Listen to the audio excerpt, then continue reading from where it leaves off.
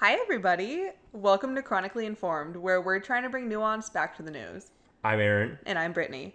Every week, we're going to start our show by letting a wheel pick two random states. And at the end of the show, we're going to bring you a story that you might not have heard otherwise. This is coming from, bunch of requests, thousands of requests, millions of requests, even. If I could just take some hyperbole from our president here. Basically, you guys wanted to hear a little bit more local stuff. Yeah, so we're going to do that. We're going to spin a wheel on a free website, and whatever states we each land on, we're going to bring a piece of news from each one of those states and add it into the end of our show. Yeah, so this week, Brittany, what did you get? I got Arizona. And I got Colorado. So we will bring you that at the end of our show. Thank you so much for listening to our first ever podcast of the Chronically Informed podcast, where we try to bring nuance back to the news. All right, let's get started. Let's get started. So I'm going to start off one of my favorite stories this week. On July 1st, just a few days ago, we're recording this on July 4th. Happy 250th, babe. Happy 250th. I have had some hot dogs, I have had some alcohol, and I've had some pool. On July 1st, so just a few days ago, an active duty Air Force major, his name was Major Jason Watson. He attended a protest in Washington, D.C., and in uniform called for the impeachment, conviction, and removal of both President Donald Trump and Vice President J.D. Vance. You mentioned that he was active duty, right? Yes, active duty, not a veteran, because that's a very important distinction to make. I will say active duty military have to follow Uniform Code of Military Justice. Okay. So what this means is that basically what he did was incredible, like completely sacrificing his career. Essentially, you cannot participate in any political protest, any political rally, any political movement, anything like that while you're in uniform. Okay. Typically, a best practice that we are usually briefed in the military is typically like, if you want to be political, if you want to be a part of a rally or a protest or anything like that, the best way to do it is to just wear very plain, civilian clothing that does not tie you to the military at all. So the fact that he did this in uniform is a massive deal. I mean, I couldn't find, I did a little bit of research. I couldn't find anything about when this could have happened in the past. I don't have any precedents for this. Okay. But just as an active duty military member myself, it seems incredibly unprecedented. It seems very out of the norm. And I would say that this is a big fucking deal. Yeah. I mean, I saw the video. It was incredible. I had chills up and down my body. For those of you who aren't aware, shortly after he went to the steps of the Capitol building. Was that right? Yeah. Yep. Went to the steps of the Capitol building, holding a sign saying impeach, convict, and remove. Capitol Police did arrest him. So as far as I'm aware, he is currently in jail. However, they arrested him on the charge of there's something about an illegal gathering, basically. Yeah, it had nothing to do with him being in his uniform at first. They said something about an unauthorized public gathering which is interesting because there are many places on the Capitol steps that you can do that. Yeah. So I think that they were just trying to find a reason to bring him in without mentioning the military thing, since they're so yeah, potentially. I'm not entirely sure. Yeah, but potentially. But I think that by saying that, we might risk getting into conspiracy. Well, not even conspiracy. Okay. But I would say we would risk getting into looking a little too far into the Capitol Police themselves. That's understandable. Yeah, I wouldn't necessarily call it conspiracy. But what I would say is that by taking it to that level, we kind of risk getting into politicizing the Capitol Police, which, to be fair, I think that there's a lot of politicalization. I think there's a lot of polarization within the United States right now, both through law enforcement entities. I think that there's a lot of that happening right now, but I don't necessarily think that this is the right place to say that there could have been any politicalization of it. I would say that they probably arrested him on legitimate charges. Would they hold up in a court? I don't know. But what's going to ultimately happen is that the initial charges probably aren't going to matter hardly at all. I can tell you that the largest punishment is going to come from the UCMJ. Yeah. Before you get too deep into that, yeah, can you tell me and anybody who doesn't know what exactly he gave up in order to stand for the Constitution. It's just so everybody like understands the gravity of the statement that he made and how he made it. Yeah, absolutely. So the fact that he made the statement of wanting to impeach, convict, and remove both President Donald Trump as well as Vice President J.D. Vance, the fact that he made that statement, let's take the uniform out of it, that in and of itself is, of course, brave, because anybody could look into, his background and find out that he's active duty military. Mm-hmm. The fact that he did it in uniform is a massive deal, because he very much was sending a message. It was a conscious decision. It was a conscious decision, exactly. He was sending a message. He very much wanted the people watching, essentially, because he knew the people would be watching.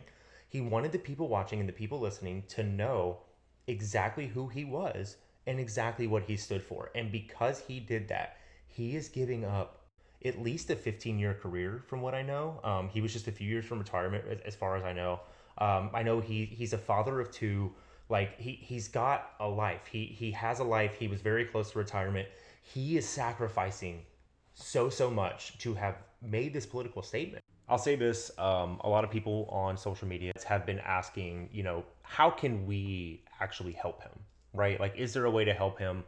I kind of put out like just a small statement of support. It wasn't anything crazy, but basically saying that, like, as an active duty military member, I support what Major Watson did.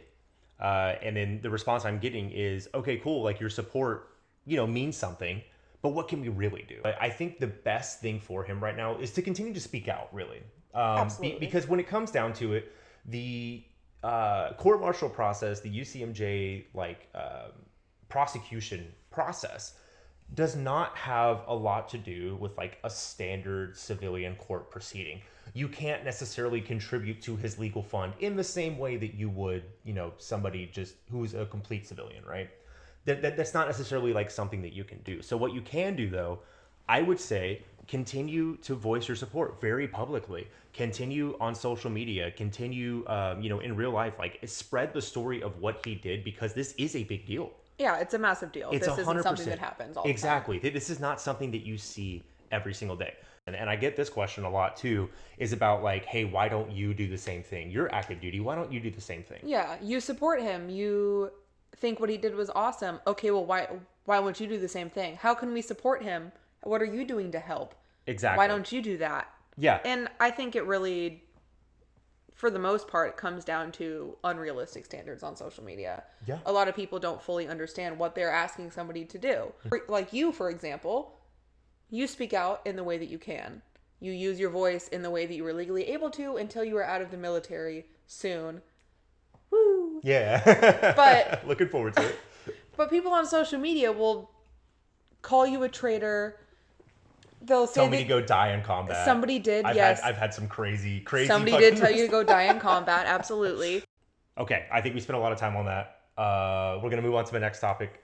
We are. What do you have, babe? I'm very excited for what you have today. Thank you so much. So the first thing that I want to go over is less of a breaking news story, less of it is a national news story, I would say. Yeah, definitely. But basically my focus in school and in life is countering misinformation and different biases.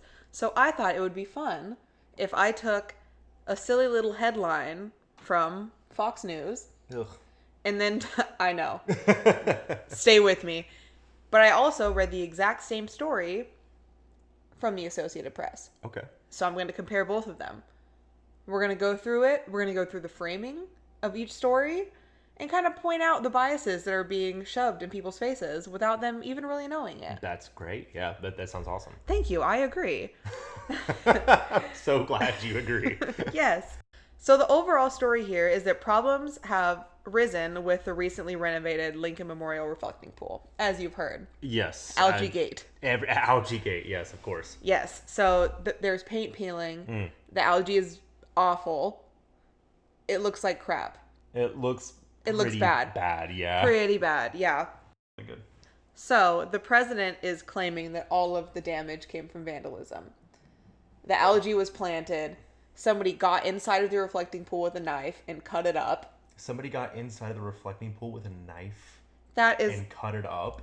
Let me find the exact words that he used please, here. because that's an insane accusation to make. Yeah. So he said Donald Trump and other officials have repeatedly blamed, without citing evidence, mind you. Yes, of course. Unidentified vandals, and I'm doing finger quotes for those that can't see me, which is everybody. Which is everybody, of course. For peeling paint, as well as a 350-foot gash in the liner. 350-foot gash in the liner. Yep.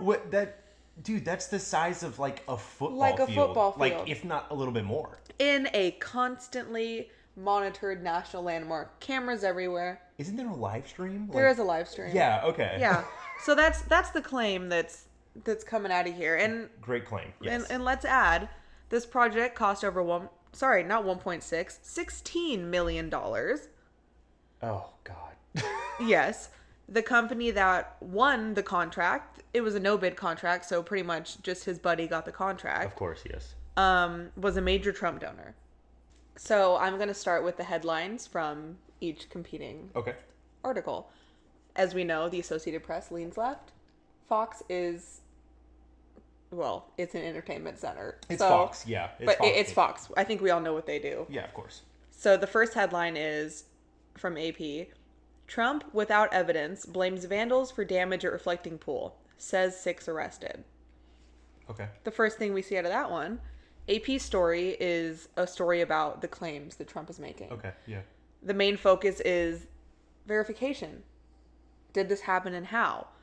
The lack of evidence that we're being given. Questions surrounding the allegations of vandalism.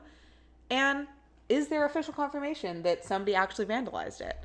So the central question of their story becomes, are his claims supported? Yeah, then that's fair enough, yeah. And I also think that is fair enough. When it comes to the Fox headline, their main headline is, Trump says vandals used chemicals to damage newly renovated reflecting pool near Lincoln Memorial. Okay.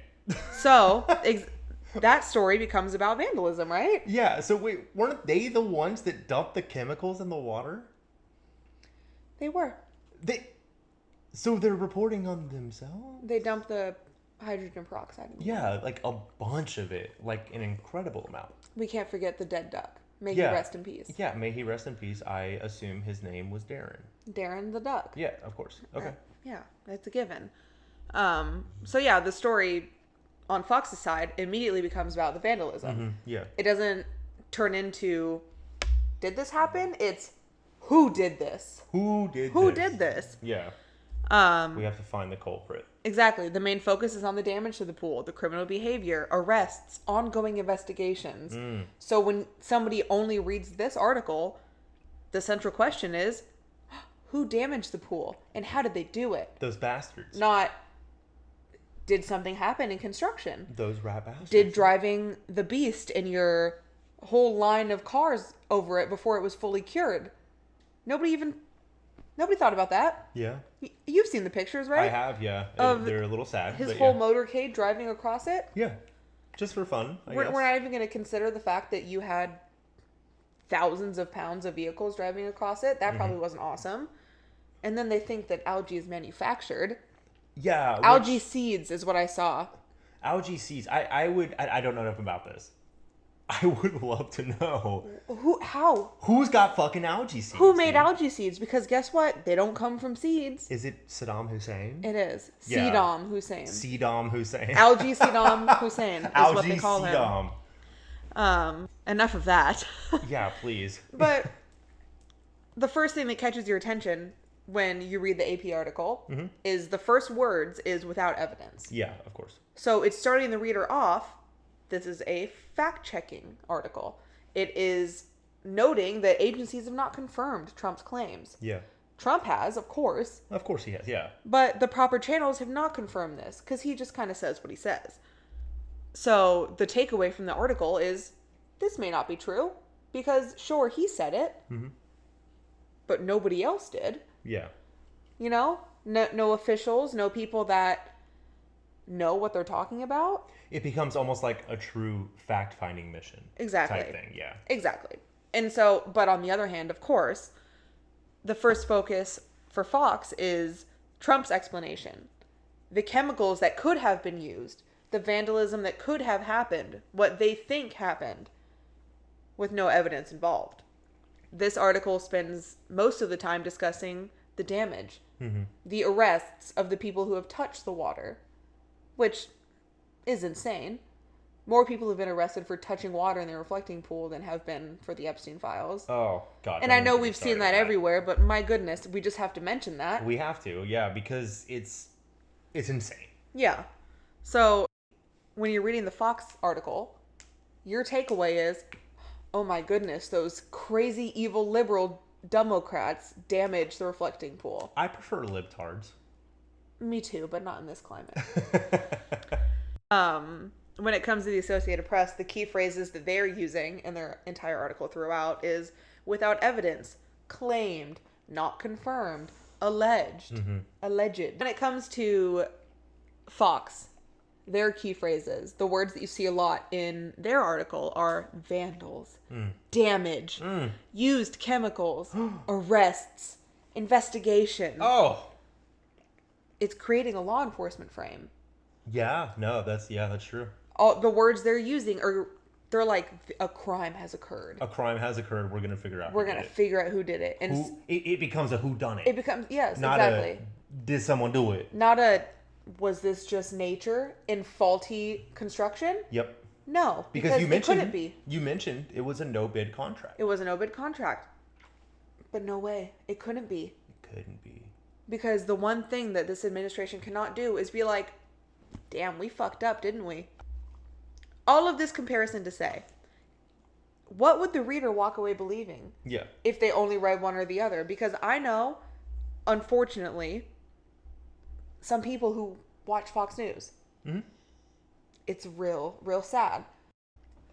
So what does this lead us to? These comparisons between the Associated Press and the Fox News stories. They're both talking about the same story. Mm-hmm.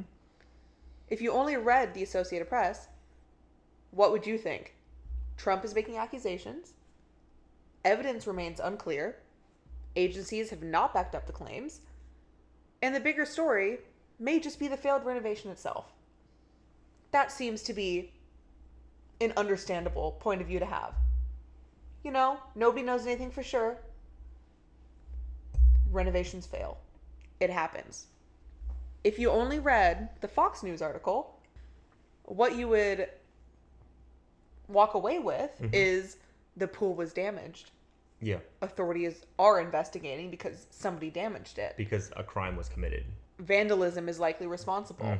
And the bigger story is criminal conduct. Right. As opposed to, what if it was just a failed project? Yeah. What if the algae just needed to be cleared out of the tubes? What if the paint just kind of sucked? What if pouring hydrogen peroxide in it and driving your big ass cars over it kind of fucked it up a little bit? Might not have been a good idea. Who knows? And it would be totally fine. Yeah. If they said, hey guys, oops. Oops, yeah. But instead, we're manufacturing criminal behavior and violence to keep people divided. Yeah. Which is kind of all what everything boils down to. I don't know. I guess my final note is the most interesting difference about both of these stories is that it's not really like a political issue. It's just where each outlet is placing the attention. Yeah, definitely. So the Associated Press wants people asking, hey, can we verify this? Meanwhile, on the other hand, Fox is like, who did this? Who caused this? Yeah. So the conversations are completely different, even though the stories and when it comes down to it, the facts in between them are the same. Yeah. So I just thought that was an interesting comparison of two different media outlets telling two different stories. Yeah, and like I said at the beginning of this segment here, is that I was very excited to hear you talk about this because media literacy is so important. Extremely. And it is, in my opinion, not well taught. I don't think it is. It 100% is not well taught at all. Yeah, and part of it could be a generational thing, but I think a lot of it has to do with we are, by nature, just like we're attracted to the headline. and maybe the subline too. But like that's about it. That's about it. Like top lines are the things that we want. And so whenever the first point you brought up were the two headlines, the differences between the two headlines, AP saying these are unverified claims, but this is what's being said, and then Fox saying this is what's happening, who did it, basically. Yeah, exactly. That is an important thing to take away because you have two different segments of people that are going to interpret that in wildly different ways. Yep. And then think the other person is weird for not thinking the same way that they are. Yep, because it completely shapes the reality of the people. Exactly. Yeah, I'm really happy that you did that one. I was very happy to hear about that.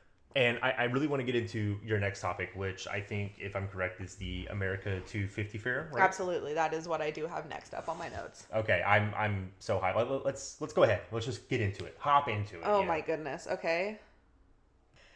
So the next thing that I have here on my list is we're going to talk about the America 250 Fair. Incredible. Put on by Freedom 250.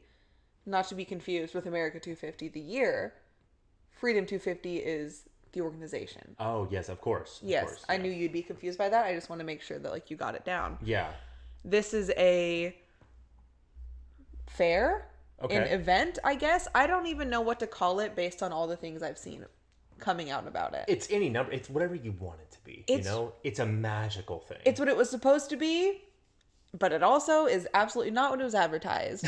This is a state fair that was scheduled from the 25th of June until July 10th. So there's still 6 more days of this, mind you. Oh, Jesus. 6 more days of nonsense. Of the same 8 people showing The same, up? at least 8. Well, maybe 10. Well, it depends. It depends on the day. Depends on the day. Sometimes one of them's going to get sick at some Somebody's point. going to be tired. Somebody's going to get tired, yeah. Exactly. The heat is just going to be too much at one point. Well, which we'll get into Don't that. get me started on the heat. Thank you, AI No. data centers. I do have a section on the weather. Incredible. So this is being put on by Freedom 250, a Trump-aligned nonprofit. Okay. Okay? And I want to get this out of the way.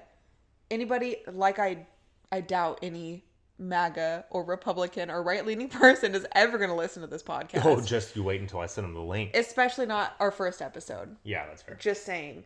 I'm not tearing this apart just because it's something that Trump put on. Right. It doesn't help. It certainly doesn't help. It doesn't help. But I very much, as we said earlier, we're trying to live in the gray. Mm-hmm. The gray is where a lot of things happen. Exactly. And a lot of people are like, it's black or white. It's like, no, all of our existence, unfortunately, is in the gray. Yeah. Because not everybody's going to be perfect on every single issue. Mm-hmm. So, when it comes to this, and like many people say, you liberals would boo, even if Trump had the cure for cancer, you wouldn't take it. No. No, you freak. What are you talking about? I want to cure cancer. I would love that. Are you kidding But me? he would never, because that's a sacrifice for other people. Unless he could charge 10 grand per shot. Exactly. And so once we get into the promises that were made, the underlying message being pushed at this fair, the money that was spent on it in comparison to what it ended up being. I really want people to understand how much money was put into this. I'm like a little scared. Actually, you should be. How much did my tax dollars pay for this shit? Mind you, the total budget for this, how many days is that? Let's say 16, because I don't know if June has 30 or 31 days. 30 days, yeah. Okay, cool. So 15 days then. Okay, yeah. For this 15-day fair, the total budget was $126 million. Jesus. That's a lot of money, That's a lot of money. I'd say, yeah. Especially for somebody who, doesn't make a fraction of that in a year. Exactly. So the federal contracts that Trump awarded to people putting on, we're setting up permits, events, etc., were $103 million. Okay. So that leaves $23 million for whatever. Everything else. Everything else, I guess. And of course, like any other fair, any other event, the food and drinks are going to be expensive. Yeah, of course. But, I don't know, maybe with all of that money, they should have been prepared to keep them cool. All of the ice cream melted one day because it was so hot. Really? Power has gone out. Oh my God. People are not allowed to bring in chairs, or You can't bring a chair? you can't bring umbrellas, you can't bring chairs. Oh my God. So mind you, it is like record high heats in DC right now. From Yeah. what I read, I don't want to misspeak, but from what I recall off dome, Yeah. is it's record high heats right now. And they're, oh, come to the fair. We'll give you a bottle of water. But there's no AC. No shade. Ugh, God. You can't bring anything. Don't bring a chair, don't bring an umbrella, or we will arrest you as if you touched the algae in the reflecting pool. Exactly, Yeah, because exactly. you are a terrorist. You're clearly a left-leaning terrorist, yes. Antifa, if you will. Exactly. Don't get me started on Antifa. Those Don't- bastards. Don't get them started, everybody. But yeah, and I guess the biggest attraction there, besides the Ferris wheel that has been shut down a few times. Has it really? Yes, of course it has, because nothing ever works right. There has been these state booths lined up like along the side. Have you seen the pictures? I have, yeah. So each state has a booth, and they have photos and like fun facts, and some of them give out like a little thing from their state. Oh, like a little keychain, yeah. Maybe like 2 or 3. From what I've seen, it's nothing to call your mother about, you know? Okay. So they had to pay to be there. They had to pay to be at a federally sponsored event? A part of the $126 million was not included in the states. That's why not all the states are there. Wow. And even the states that are there, from what I have written down here somewhere, is states participating have cited anywhere from $1,000 to $500,000 in order for them to be able to participate. Because in a federally sponsored event. they had to use state funds to be there, because they had to get their own trucks and their own materials to bring their displays to the National Mall. Oh my God. So it's $126 million, and you're going to get tired of hearing my voice say $126 million in the next 5 minutes. $126 million for what? For the states to pay to bring displays? Yeah. For the food to be mid-tier? Regular fare food? And paying way too much for it, by the way. And I did tell you the other day, Hibachi Grill. Hibachi Grill, yes. And please you were talk so about this fucking excited Hibachi Grill. because Please. from the photos I saw, what Hibachi Grill has turkey legs, hot dogs, and frozen lemonade. American Hibachi Grill. They're just naming things That's our pretend culture. for honey. fun? Yeah, no, that's our pretend culture. So it's not That's this. what we do. It's not this big cultural event. It's just, let's just throw silly names on things Yeah. and just see what happens. Hibachi, traditionally Japanese. Let's make it American for some reason. Yeah, traditionally. Yeah, of course. It doesn't make any sense to me. Let's see. I don't know if I said this already, but I will say it again. Well, first off, you'd think that with all the money spent, it'd be like a grand fair, right? Oh, yeah, I'm expecting... Concerts, Yeah. experiences, Of course. events, rides, games, perhaps. Shake the hand of, like, every congressman, you know? Exactly. That's what I'm expecting.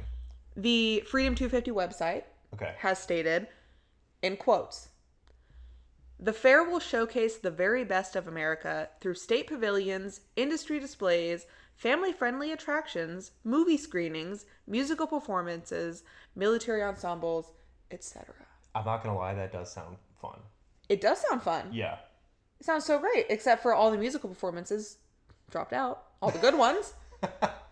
Now you just have these random, like, back alley banjo players singing to 4 people on the lawn. Okay, don't shit on Kid Rock, alright? Kid Rock wasn't even there. Not even Kid Rock would grace the fair with his presence. My favorite Never Nude.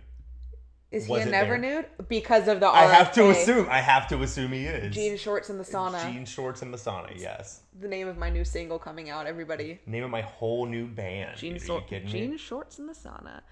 So, yeah, the big... Oh, and you know what? This was going to be at the end, but I'm going to put it in the middle. Oh, yeah. Hell yeah, dude. Fuck it. There's Because no structure. there is no structure. This is our first episode. Hey, there's no rules in the government anymore, so there doesn't need to be structure in our podcast. If the leading fucking... Listen, man. If the leader of the fucking free world doesn't have to follow the most basic rules, then we don't have to fucking structure our podcast. It's the first episode. we can go ahead and put this in the middle. The end is the middle is the beginning, and the beginning is thrown out completely. Now, I was going to put this at the end, Yes. but I'm going to move it to the middle because I think it's a good comparison as to what this was supposed to be. This is I don't know what, is this a tweet? It looks like a tweet. It looks like a thread. It could be a tweet. A tweet, if you will. A tweet if we must. Yes. Just because I don't recognize the screenshot. But the user is named Linus Cat with 2 T's. That's cute. Very cute. Go Linus, go Cat. Their tweet says, or thread, says, I worked at Smithsonian, specifically raising money for 250th. What I want people to know is we secured millions of private philanthropy to host a month-long folklife festival on the mall. In quotes, the Festival of Festivals. It was going to feature well-known artists and smaller local artists and creative expression in music, dance, arts and crafts, traditions, community, food. They can't name names, but there was supposed to be headliners for free concerts every night. Like, big festival names. Yeah. You know? And stars were willing to perform because it was under the guise of it being a Smithsonian, like, World Fair event. Very bipartisan. Country fair or event, I guess. non-partisan, I would even say. Exactly. Not even bipartisan, just non-partisan. Exactly.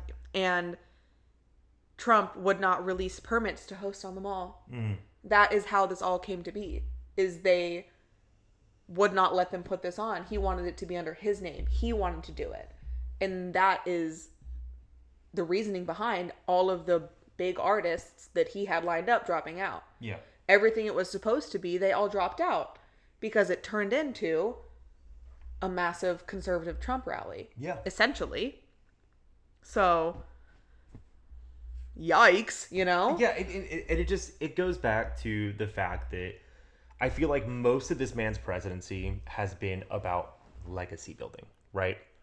It doesn't matter what he's doing. It doesn't matter if it's right or wrong in the eyes of the Constitution. I mean, like, this whole thing, right, just reeks of partisanship. Oh, 100%. And you know, and to a point, I can understand it, right? Because, you know, as the president, you become kind of like the de facto leader of whatever party you represent. Yes. You can kind of set the tone a little bit for this is what the Republican Party or the Democratic Party is going to be going from here on out. Mm-hmm. And you get that by the nature of your position.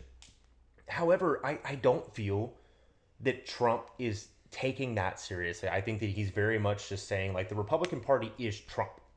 100%. The Republican that's Party exactly what is happening. Is Trump going forward, and it is Trump-sponsored people going forward, and that is the Republican Party from here on out. And this is just another attempt for him to put his name and like Everything. Create some legacy that nobody else is going to want for him except for the most diehard sycophants that follow him. Exactly. And like it went from a point of I don't have a problem with standard Republicans. Yeah. At all. I never have in my life. Yeah. I've been like, "Oh, you're Republican? Okay. We have disagreements on things, but it has turned into all or nothing far right nationalism." Yeah. And it's not everybody, because some of them are smart enough to be like, hey, I still hold traditional values. I'm not okay with this. I'm not okay with X, Y, and Z, you know? Which, we're getting off topic. But that's where we're at this point. That's where we're at. I mean, like, I was raised Republican, right? Yeah. Like, I was raised to be a very traditional Republican. Now, granted, my journey to breaking from the Republican Party came from a lot of just kind of experiencing the world, experiencing different people, got it. But this is nowhere close to what the Republican Party has been or even should be. Exactly. Where we're at right now is an insane break from any norm in politics. And some people will maybe say, like, oh, you know, norms were made to be broken, rules were made to be broken, got it. Dude, we have the single most impressive constitutional document in the fucking world. We have a multiracial, multi-ethnic, there's a reason they call it the Great American Experiment. And the Republican Party of now, not in the past necessarily, but the Republican Party of now, and by that I mean, of course, the MAGA movement and the Trump is Republican, Trump is the party. has completely taken that and just ripped it to shreds. Yeah, absolutely, they have. And it has gone from, we have some political differences. I don't think that they should build a street light here and you do. Oh no, I don't think that our taxes should pay for this bumpy road down the street. Yeah. To, this person should not be allowed to live. Yeah. It has turned from just random political differences that have to do with infrastructure and taxes to, is this person really a valid human? Yep. Is their life worth anything? Which is absolutely insane. Which actually goes into the propaganda being shown at this fair. Oh, God. So once again, this was supposed to be a fair. Fun for the family, fun for the people. It was supposed to be nonpartisan. It was supposed to be celebrating our country. But instead of making this an actual celebration of America and our deep, mind you, ugly, yes, but also beautiful history, reports have said that there is Christian conservative literature being given out, baptisms, prayer, and conservative messages, being pushed out in an attempt to counter radical ideology. What that, dude? This just feels like such a blatant violation of the separation of church and state, right? And I know that this has been talked about so many times before. It's important. We're big podcast listeners, which is one of the reasons why we want to make one. Thank you again for listening. Big listening guys over here. Big listening guys. But like, this just feels like such a blatant violation of a separation in church and state. And I'm simply blown away that something so obviously aimed at pushing a single religion, a single train of thought, a single like sect, basically, is not only happening in the government, but happening on the grounds of the highest office in the United States, the literal quote freedom of the, or leader of the free world. On the grounds of that institution, this is happening. Yeah, it's alarming, and it is even more alarming to me that we've gotten to a point where people can't see how alarming that is. Because this is a very, I would say, set in stone part of our Constitution. Yes. Is that we should not establish one single religion.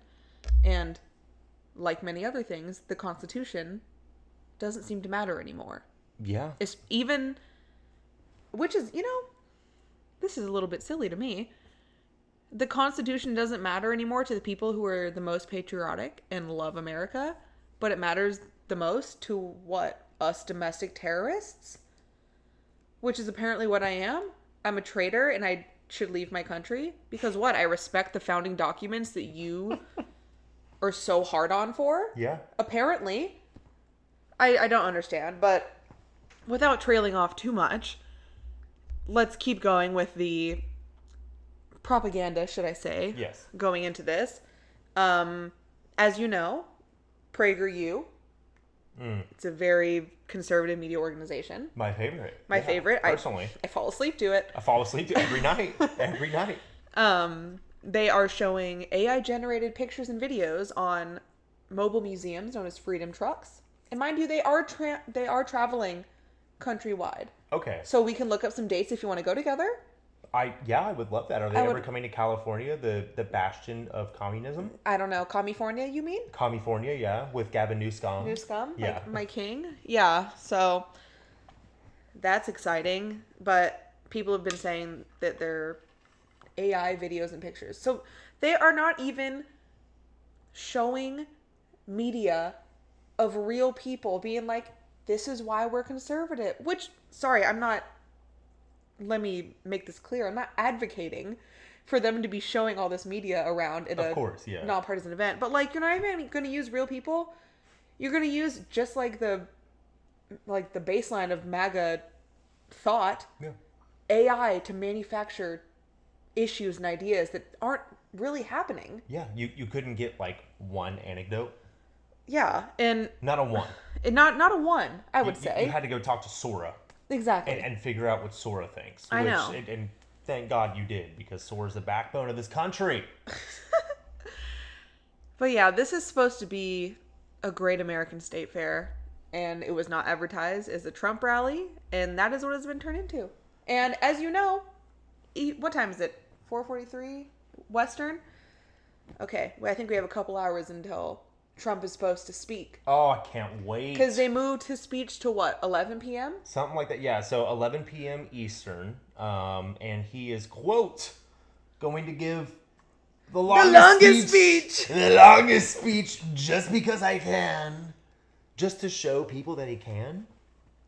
Like, I don't understand. It just seems odd. And I hate to beat a dead horse. If Obama did this shit, I know. if Obama said, I'm going to give the longest speech ever, I'm going to give the longest State of the Union ever, I'm going to, be the best at corruption ever, could you imagine? No. Could you imagine? I could not. I can't even pretend to think what kind of crazy shit would happen. Because January 6th, and we're so off topic here. We're so off topic. We're so off topic. That's okay. But you know what? Fuck it. I'm in it now. Because January 6th was sparked by a literal function of a free and equal democracy. And the people who participated in January 6th decided that a free and equal democracy is not for me. So therefore, I'm going to storm a government building. Not only a government building, the government building. I'd say it's one of the big three. I would say so.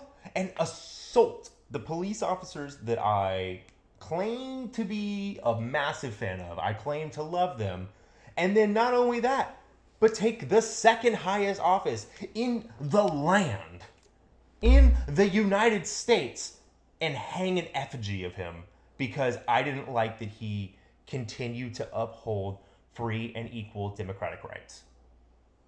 Could you imagine if Obama did some crazy shit like this? They would have dropped a tactical nuke on the White House. The man wore a khaki suit, and they threatened to hang him in the town square. The world ended. The Mind world you, fucking ended. We have our major leaders wearing baseball caps with fucking Trump's name and slogans on them. To a dignified transfer. Elon Musk's child wiping his boogers on the Resolute desk. I forgot about that. I didn't.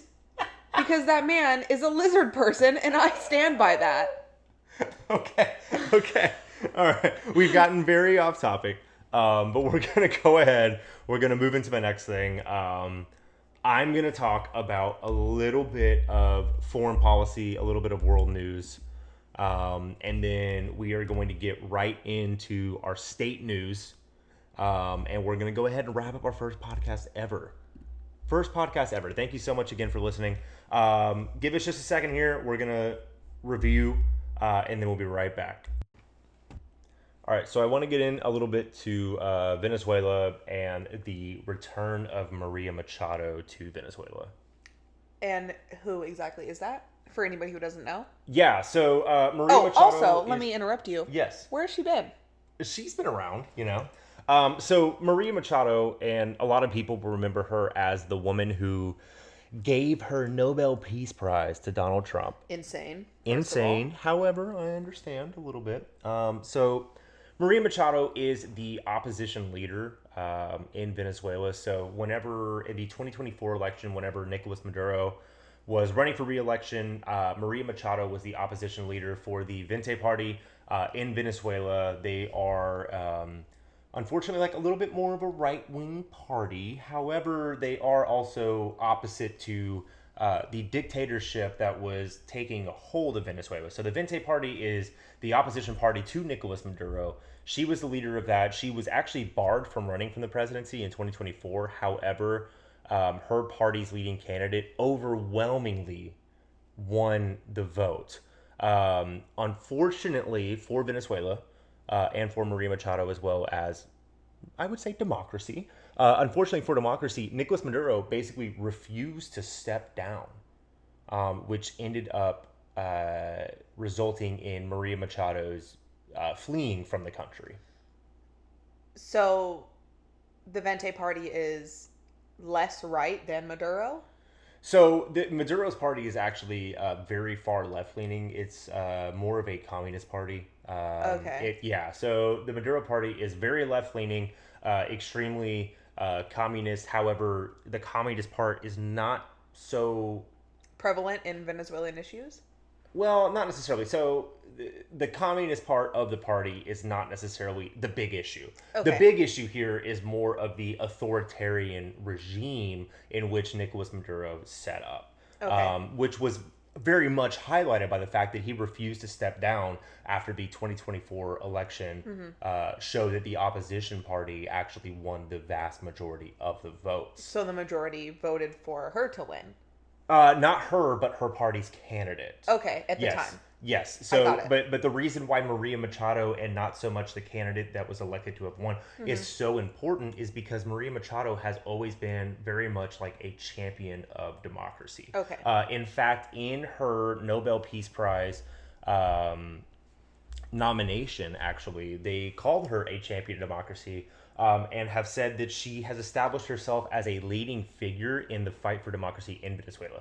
So, because of these efforts, Maria Machado was awarded the Nobel Peace Prize in October of 2025. Okay. And that was the Nobel Peace Prize that she ultimately ended up giving to Donald Trump in what is widely accepted as an attempt to prevent him from interfering too much in Venezuelan politics, in Venezuelan, really just day-to-day life, which clearly did not work. It did not work. So she attempted to give it to him as what? Is a, here's your little toy, go play with it and don't bother us. I would say so, yeah. Okay. That's probably a good way to say it. Which obviously, in this case, ultimately did not work. So Donald Trump ended up supporting the former Nicolas Maduro vice president, which is Delcy Rodriguez, who is the current interim leader of Venezuela. And because of this, and because of Maduro's party, and Maduro specifically, his refusal to step down, that led to the fleeing of Maria Machado. So actually, the story of her getting her Nobel Peace Prize is super interesting because she was nominated for the Nobel Peace Prize and found out that she had won the Peace Prize nomination. And she actually had to contact a American Special Operation Forces veteran and his independent contracting team to basically get her on a boat out of Venezuela to the Bahamas, and where she then flew to Oslo, Norway, to accept her prize. Okay. However, since then, to answer your question that you asked like 5 minutes ago at this point, because I'm rambling. No, I'm into it. Yeah, hell yeah. She has actually basically, I say fled, but I don't think fled is the right word, but she has voluntarily relocated to Panama. So she is currently in Panama City, I believe, Panama, continuing to fight for democracy in Venezuela. Now, let's bring this to the right now. Why is this important right now? Where is she coming from right now? Well, I have a question first. Yeah, okay. Maduro, Yes. we got rid of him, correct? We did, yes. So go ahead. why would we do that if we were going to support his VP from the exact same regime? Yeah, so that's a really good question. It's a little interesting. So I don't think that anybody could really give you like. Our dog has really strong opinions She on has a Venezuela, lot to apparently. say. Yeah, she has a lot. We'll keep that in. Our dog has strong opinions. Yeah, so regardless of what our dog thinks about Venezuela, it is a very interesting question.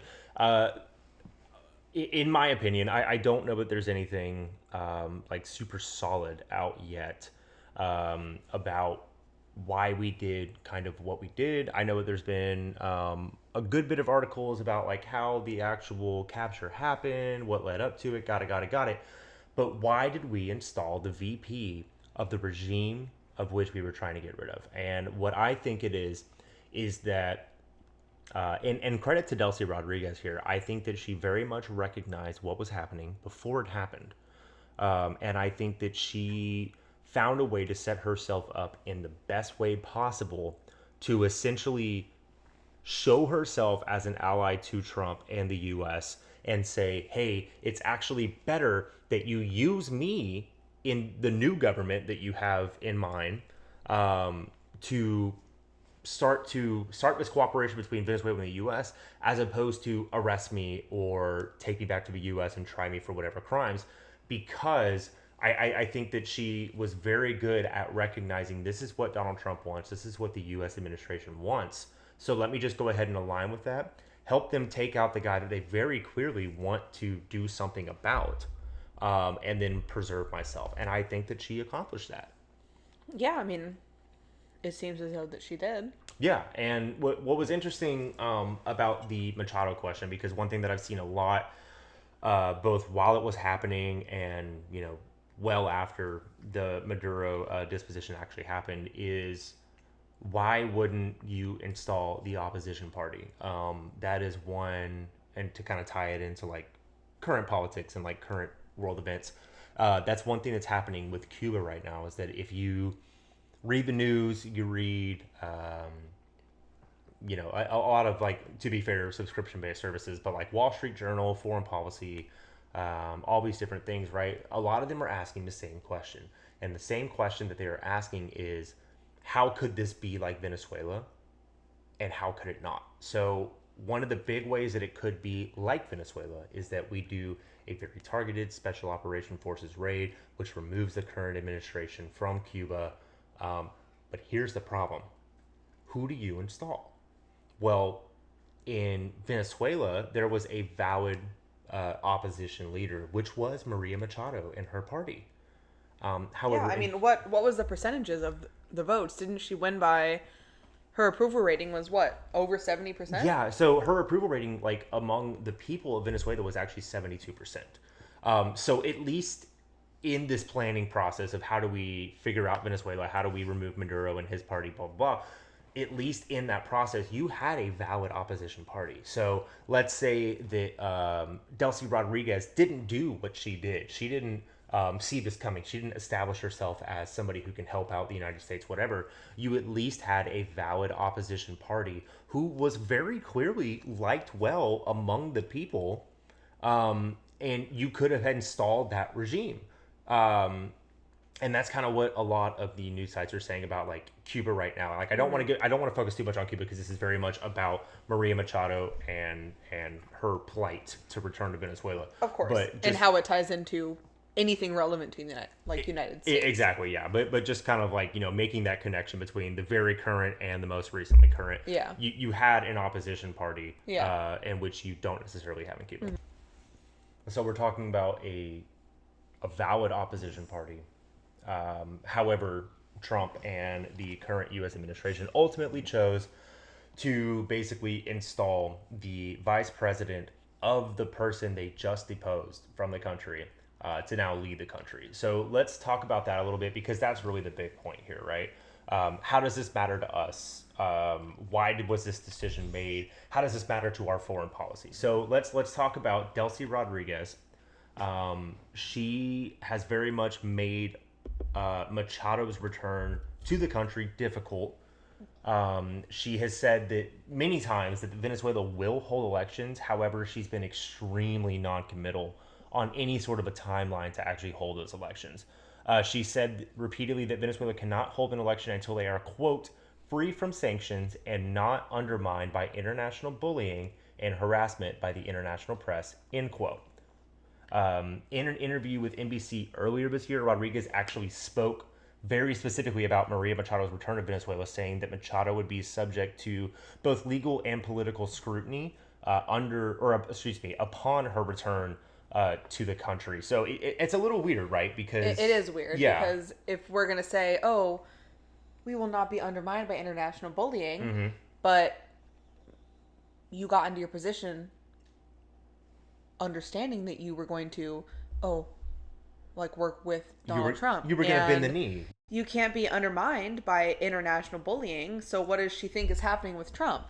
Yeah. So I think, Rodriguez, for her, to her credit, I think that she is very much, as much as I don't like her as a leader, I don't like her as a politician. I think that Maria Machado is the rightful president of Venezuela. Based on the vote and of the people. Based on the vote, based on, the sentiment, all those different things. I think that she is the rightful president of Venezuela. However, I will give Delcy Rodriguez credit in this. She has very much taken Trump and the current administration. She has taken their ego, their willingness to invest in South and Latin America, and she has basically managed to take that momentum towards South America and turn it back towards Trump. So what she's doing is essentially she has talked a lot about making deals with the U.S. To open Venezuela's oil industry to both foreign investment as well as U.S. investment specifically. And she's also been extremely active in discussions to open up the development of the precious metals sector and the mining sector. So why is this important to us? So one of the big reasons right now, and I have a feeling the further we go with this podcast, the more this is going to be a trend for me. Let me relate this to Iran.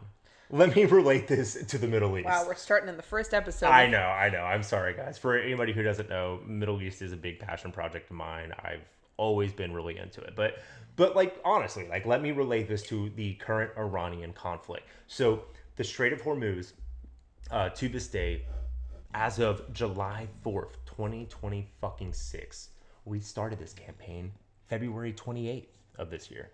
As of July 4th, 2026, as of America's 250th birthday, the Strait of Hormuz is not currently open to the amount of traffic that it was pre-conflict. Mm-hmm. This means a lot, and I'm sure a lot of you have already experienced it.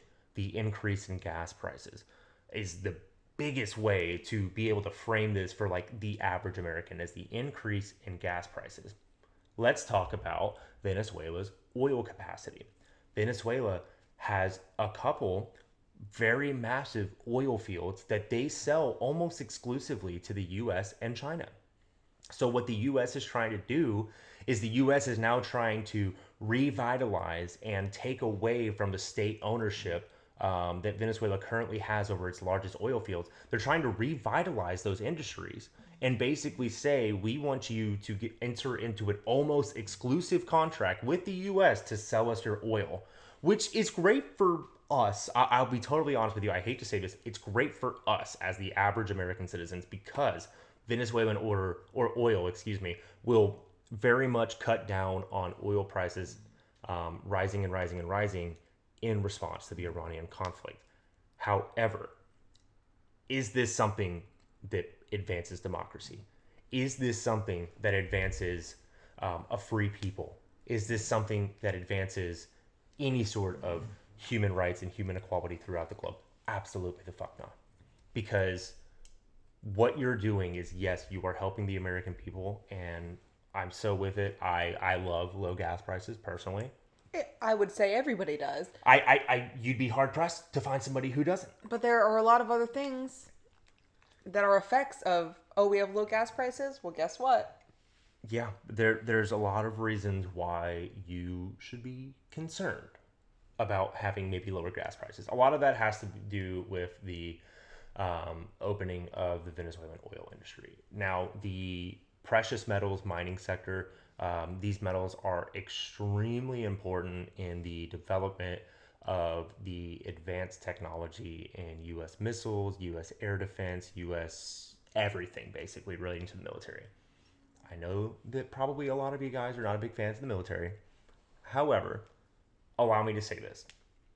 The Iranian conflict has resulted in a massive decrease in the amount of munitions that the U.S. is able to use in any sort of a Taiwan conflict. If China, and I don't want to like be, doom and gloom, fucking the apocalypse is now type guy, because I'm not that guy. Well, okay, not always. It depends on Depends on the level of doom and it depends on the level of the doom quality of gloom and the day. If I had a bad day at work, maybe the apocalypse was tomorrow. Who knows? But I don't want to go completely far left or far right or whatever and say like tomorrow's the end of the world. But let's say tomorrow or even in the next week, China decides, hey, now is the time to take Taiwan. Because of the Iranian conflict and because of how difficult it is to not only secure the precious metals that we need in the development of this advanced weaponry, but also the amount that we've currently expended and how long it will take for us to recuperate that amount of munitions, the potential deal with Venezuela to mine those precious metals is a big deal. And I do hate to say all of this. Honestly, I do hate to say all of this because this is very much undermining democracy. It's undermining international law, international rule, like how presidents and kings or whatever of sovereign countries are treated, because clearly we have set a precedent where we can basically just decide that, hey, this president of a sovereign country inside his own sovereign borders is no longer fit to lead, and we just get to decide we're going to go ahead and send in a strike team and we're just going to take him out. Now, that is not the way that things that is not the way that things need to go. Yeah. Yes, there are good things. Yes, there are bad things in relation to what we did in Venezuela. I think most of it is bad. In that way, I mean that the way that we are achieving our goals of opening up the oil and metal sector, extremely bad, sets a horrible precedent. Additionally, the fact that we deposed a sovereign leader from his sovereign country is incredibly illegal, sets a horrible precedent. Additionally, Maria Machado is the fucking rightful leader of Venezuela. And yet, because the U.S. decided we don't want you in charge because we already have a good thing going with Delcy Rodriguez, we have repeatedly denied any sort of cooperation to get her back into the country in which she rightfully belongs and rightfully deserves to lead. That was a really good ending to that. I'm very passionate about this.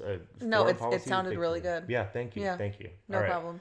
Okay, now the moment you've all been waiting for. Well, I guess before that. Oh, okay. I'll fuck off. My fault. No, just because I just saw this notification. Okay. Just to add on to the shit show of the America 250 event. Beautiful. Now, it is the 4th of July. It is. Happy 4th, happy 250th, of course. Blah, blah, blah, blah, blah, blah. As we know,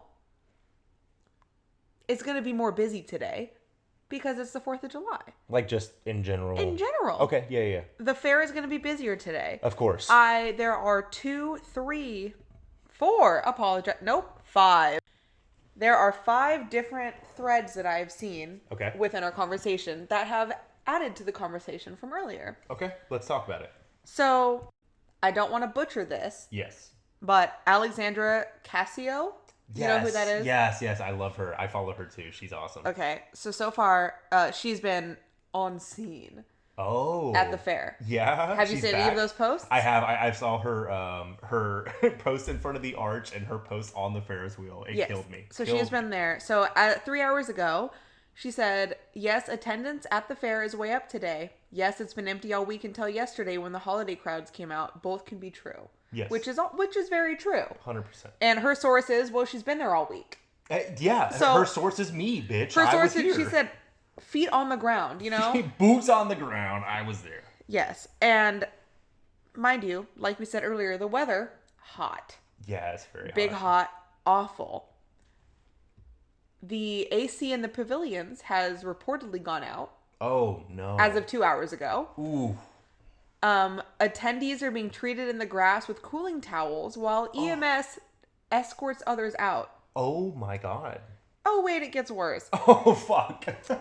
And then she continues, I'm being told at least one person has died from heat-related sickness. Unclear if that was yesterday or today. No. I don't know if that is fair-related or if it is just being out in D.C. Yeah, okay, so, okay. To be fair, we're not saying that happened somebody at has the fair. died. We're not confirming anything. We are just simply reading. This is the temperatures that we're dealing with today. Yes. And another thing that I have just seen as of, let's see, what time is it? 4:38? Yeah, 5:19.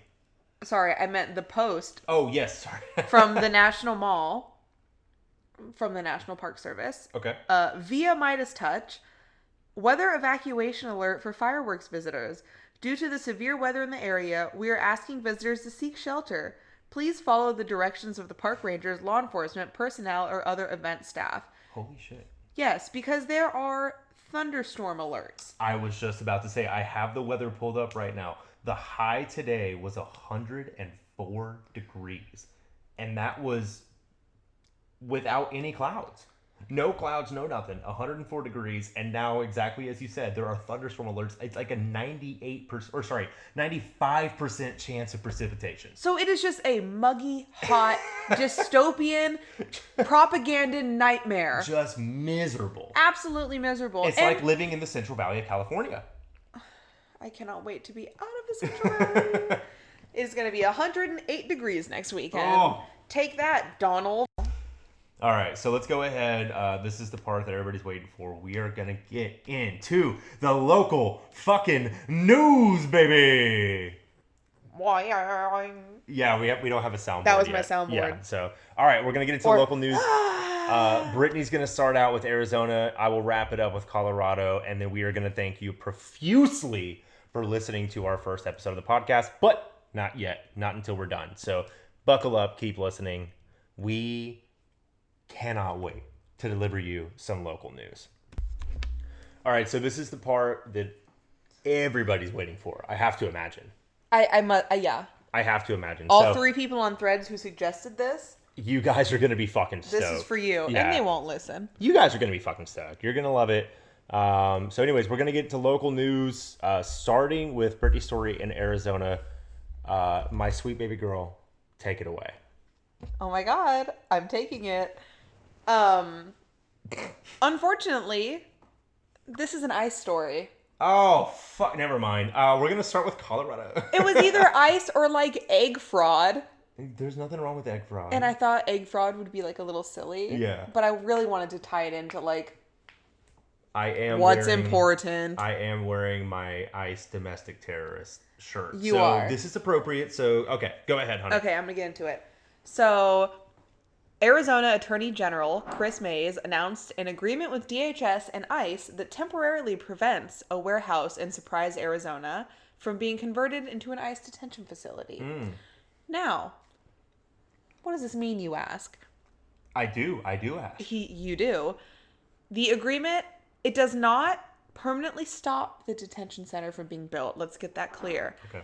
It just requires the federal government to follow the law before moving forward. That's sensible. Which is a win, which is kind of absurd that this is a win.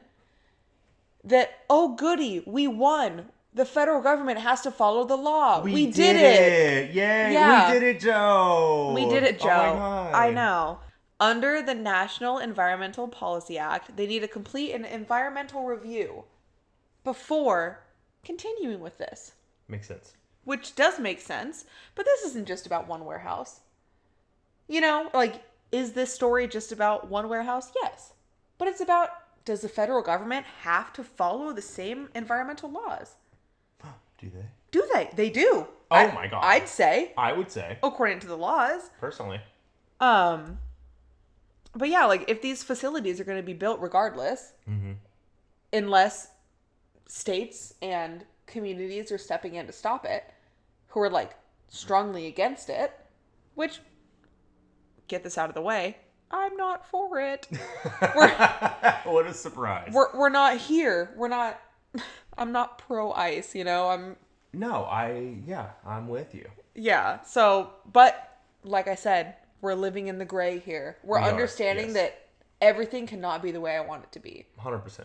So, if these facilities are going to be built, the bare minimum should be they're built legally and humanely and in compliance with the law and humane standards. Because following the law should not be optional just because it's a politically charged issue. Absolutely, yeah. Yeah, and one thing that stood out to me is that this wasn't a ruling on immigration policy itself. It was a ruling about the process of building these facilities. Right, because, like, I feel like any facility like this, or really just any facility, like, you have to follow certain rules, whether they be environmental rules, whether they be, you know, federal regulations on what the building can be, or like state regulations on like how big it can be, districting regulation. You have so many regulations to follow. You don't just get to decide, I'm not going to follow these. I'm going to build a shack and put some fences in it and throw people in there. Yeah, and yeah, exactly. Which is what they have done, mind you, which is why this is a win. Exactly, yeah. In, you know. Small win, but a win. In small ways, it's a win. Yes, yeah. but a win. Comes down to it. But like when it comes down to it, whether you support expanding ICE detention or oppose it, I do not support expanding it. Yeah, no, neither of us do. Yeah. Let's get that fucking clear. We do not support expansion of ICE detention. Good God, no. But if these things are going to happen, Yes. the government has to follow humane laws. Exactly, because I feel like when you get to the international policy of ICE detention, immigration enforcement in general, I think that there is a pretty fucking large majority, which is very much in the middle, that supports immigration enforcement. However, what ICE has done under this administration is fucking abhorrent. It is not that. Yeah, it is. Fucking abhorrent. It's awful. And Yes. it's just another example of the administration pushing ahead and worrying about the legal issues later. Exactly. We don't care. Oh, we took a school teacher. We took a pregnant mother. We took a 6-year-old off the street and put him in ICE detention. Yep. Oh, he was a citizen? Sorry.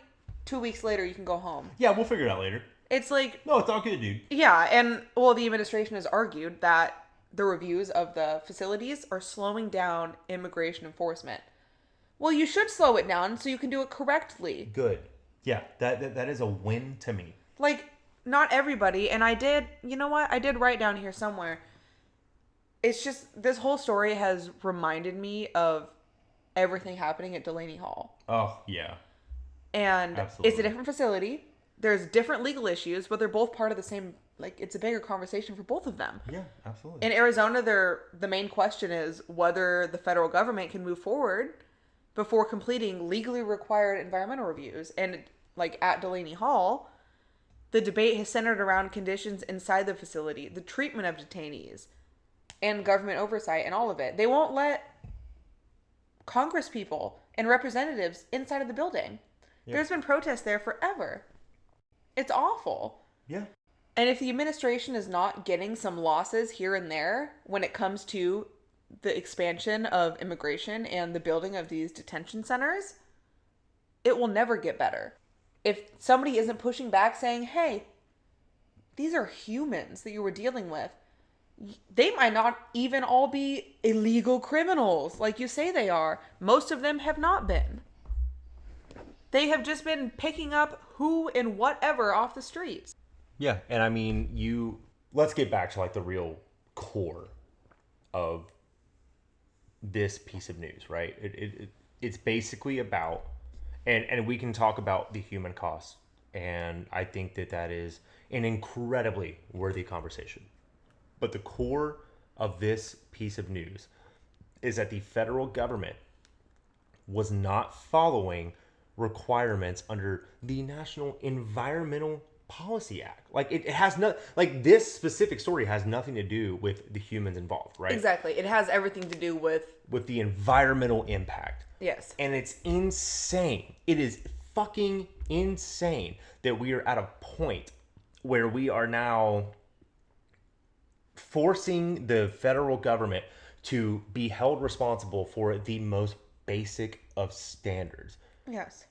Exactly. The most basic of standards. Like, we are not even talking about human rights at this point. We're not talking about how do you treat the prisoners, how do you treat the people that are like incarcerated inside this place, how do you do any of that? No, we are talking about just how do you build the facility. Yeah. Is it a stepping stone? I would say so. I would say so. But yes. This also is a win because the residents and leaders in the city did not even know that the warehouse was being purchased for ICE detention. Which is fucking insane, because what happened to transparency in government? Yeah. What happened?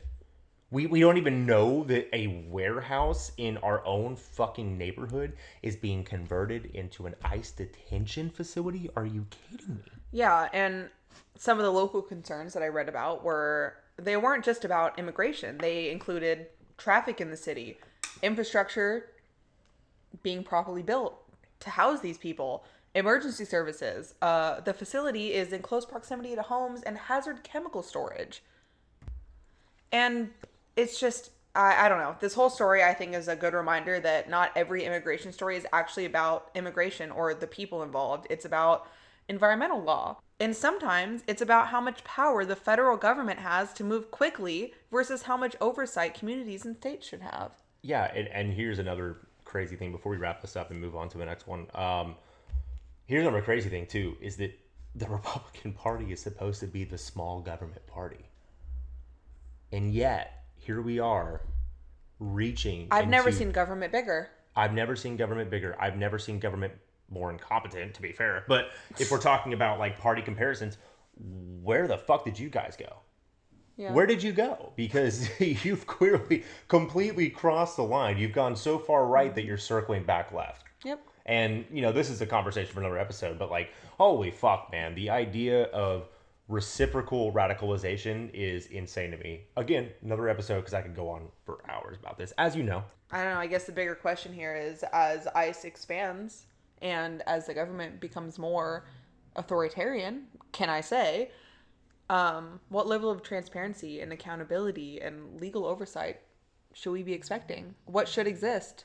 Should we be expecting? I mean, if we're talking about the Constitution, if we're talking about, you know, what things are supposed to be. Well, that doesn't matter anymore. Right. But if we're talking about what things are supposed to be, we should be expecting a lot of transparency. But in this administration, yes, we should not expect anything. We should expect to almost exclusively rely on independent investigative journalists. Like, I mean, all these guys that are like really fucking digging in to what is actually happening. Mm-hmm. Because a lot of times we don't know. I mean, I read a few things on ProPublica, which is, for those of you who don't know, like an investigative journalist website. It's a great website. It's free. Highly recommend it. But I've read some things on there that just I had no idea. Had no fucking idea. Mm-hmm. And probably would have never known if somebody hadn't looked into it and investigated it because the government was going to fucking tell me. Yeah. Yeah. All right. So moving into Colorado, that was my topic that I got on the wheel. So mine is a little less consequential, I guess. I mean, mine is very much like a one person embodying an issue that plagues the prison system. That was a really good way to put it, because I was going to be like, well, skimming your notes here, it really does tie into a bigger issue. Yeah, exactly. So it ties into a bigger issue. The story itself is like definitely not as, I think, riveting probably as the ICE detentions, because ICE is like really like what we've been talking about recently. But we are talking about detention. We are talking about the unfair incarceration of people. So let's talk about the Colorado Department of Corrections facilities. Before we get into that, let me get like a little disclaimer. Okay. To anybody listening, not all 50 states have crazy things happening all the time. That is true. Yeah. Sometimes, like I said earlier, I don't know if this is going to make it in the podcast, but I did say earlier that it was between an ICE detention facility and illegal egg prices, dude. So, which it actually is really funny because that's what Trump ran on for his second term, is we're going to lower egg prices. He did, didn't he? Yeah, so actually that is really good. That is very funny. However, you definitely chose the better of the two stories. Yeah. However, these stories are not always going to be super big and important, because not a lot of big and important things are happening all the time in every single state, even though it may feel like it. So some stories may be more serious. Some may be a little bit silly. And I just wanted to get that out there. And let's also think about this. We're also, to get the states that we're talking about, we're spinning a fucking wheel. It is a free wheel. It is statepickerwheel.com, I believe. Yeah, you can go look at it yourself if you don't believe us. But, okay, let's get into my piece of news. So on July 1st, just a few days ago, a Colorado administrative law judge upheld the demotion of a former Colorado Department of Corrections manager who actually admitted to participating in years of inappropriate text messages with other prison leaders. Shocker! Now, you may be asking yourself, what kind of inappropriate text messages? Well, let me fucking tell you. Denver Complex Warden Ryan Long exchanged racist, homophobic, transphobic, sexually explicit, as well as many, many other things, messages about co-workers and incarcerated people, of which he was charged with the protection and oversight of, with both current and former Department of Corrections employees. So not only that, but even worse than the fact that he was talking about this and saying these horrendous fucking things. These texts were sent from a state-issued device, which means that Ryan Long, a former complex warden decided I'm gonna use my fucking work phone to say the most horrendous things that I possibly can about both my coworkers and the prisoners of which I am charged to look over. So Ryan Long, he was previously a warden, and this is a little bit of a bad news story. I'm sorry, guys. He's no longer with the Department of Corrections. What? However, the reason he is no longer with the DOC is because he was allowed to retire. So at least at this point, it does not seem like he is really facing any extreme consequences for really just like the dehumanization of both his coworkers and the literal prisoners of which he's charged of the protection and oversight of. Well, we all know what the rule is. If you're going to be homophobic and racist and transphobic, make sure it's on your work phone. That's true. Yeah, we all know that. I actually have a work email in which I say that just the most heinous shit. Absolutely. And hey, I bet he's a good guy. And I bet he has a great family. I'm sure he's such a good guy. He has a great family. And his kids are just model citizens. And he was just joking. Yeah, he was just joking. It's just locker room talk, as our president has said in the past. It's all very much just like super normal. Oh yeah, totally. Super normal. And you know what? Everybody does it. He's the one who got caught. Yeah. He's the one who got caught. He's the guy. That poor soul. And guess what? You know what his punishment was? He got to retire early. Oh, you poor baby. You get your benefits. And less work? Oh, shucks. Yeah. So. Oh, God. Yeah. Don't get me started on the fucking prison and industrial complex. Yeah. I mean, it's really, truly a fucking horrendous thing. One of the things that I think America has gotten wrong the most among the long list of things to include racial and sexual injustice. It rotates weekly. Yeah. Over the last 250 years, one of the things that we've been the most horrible at, the most consistently, again, aside from racial and sexual injustice, is the fucking prison system. It's supposed to be reformative. It's supposed to be, but yeah, so our prison system has just been terrible forever, really. It's supposed to be reformative, as you said. Which it is not. It is not, because then you have things like this happening where the warden of a fucking Denver complex prison is exchanging racist, homophobic, transphobic, and sexually explicit messages, not only about his coworkers, but about the prisoners of which he is charged with the day-to-day oversight and protection of. I mean, it's fucking disgusting. Well, it's awful, and people like him are exactly why the prison system is failing. They are exactly why the prison system is failing. And this isn't to say that every single warden, every single prison is failing. Yeah. There are some that are reformative. There are, especially Go Women. Well, actually, isn't this a women's prison? I think it was. I'm 80% sure, doing my own research, that this is a women's prison because I wanted to see what he looked like. By the way, everybody, bald. But Yeah, like this was at a women's prison, and this isn't to say that all prisons are failures. There are some prisons that do reform people. Yeah. And that do care about people. And there are wardens that do care. But overall, it's when we're talking in absolutes, the prison system in the United States, nightmare. But here's the issue, though. We are here to explore the gray. So let me tell you about the gray when it comes to prison systems. I will say from personal experience, I had a member of my family go to a federal prison for a white-collar crime. And I will say that the reformation that took place in that prison was noticeable. It was. It was very good. It made me very proud. This person is a completely different person than they were when they went in. However, I also understand that they are the exception. They are the exception, not the rule. Exactly. And that is kind of the issue. Because if the exception, not the rule, was this story, then we would be having a different conversation entirely. Yep. But that's not the case. It is not the case. That is not the case. The case is that this is the rule. And this man is taking vulnerable people. Yes. And using them as what? Joke bait?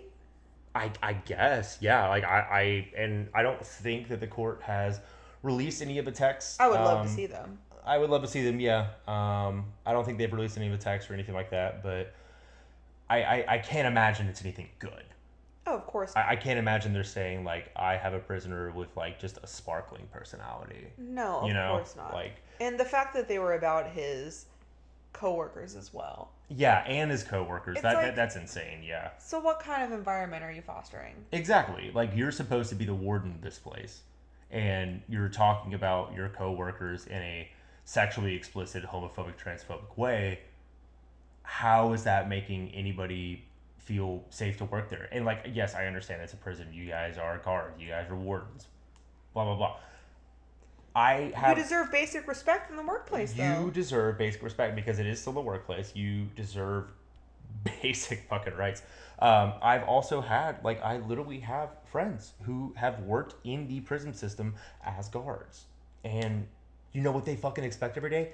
Basic fucking respect. And you didn't give that to them. And all you did was contribute to the fucking horrendous system that we have established in America. All right, guys, before we wrap up our first ever episode of this podcast, we do have some breaking news. As of a few minutes ago, Brittany just showed me this. Babe, this is all you, but I'm going to read the headline. Evacuation ordered at National Mall as storms gather ahead of Trump's America 250 speech. What is going on, babe?